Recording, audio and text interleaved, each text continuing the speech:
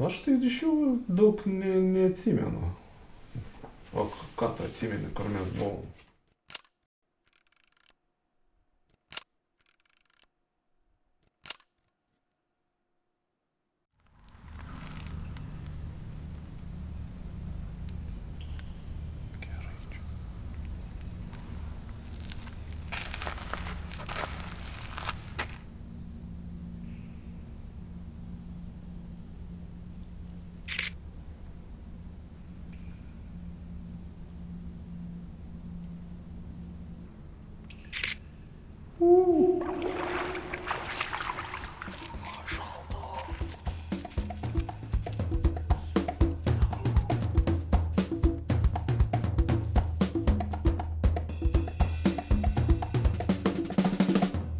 Tau čia ranka tas su smėliu. Tau.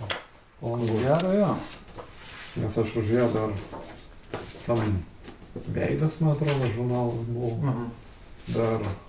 Dar kažkokį prizą gavau.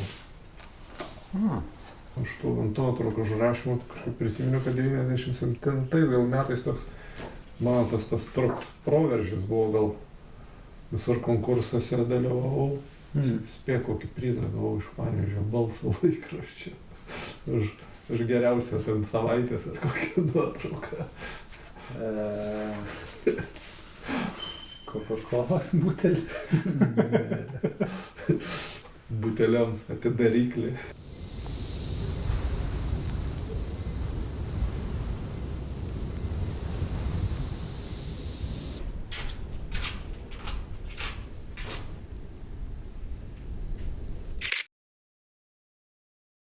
Po biškį užsivedinėjau, aš fotografavau, tokias sąlygas. Išėjęs fotografuoti, niekada nežinai, ką nufotografuosi, kas tavęs laukia. Ir visada būni atviras naujojams ir naujiems atradimams. Ir tai džiugina.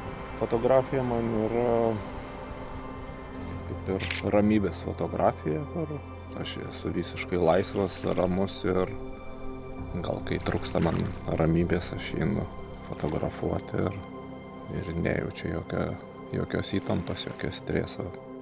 Kaip galvoji, galėtume atkartot kokias nors fotografijas iš to prieš 30 metų patobulint kažką? Galim pabandyti. Kažką geriau padaryti.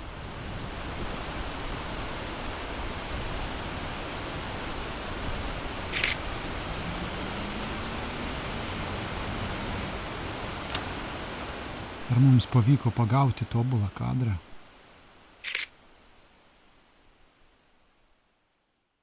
Ne, nes tobuli vaizdai gyvuoja tik mūsų prisiminimuose.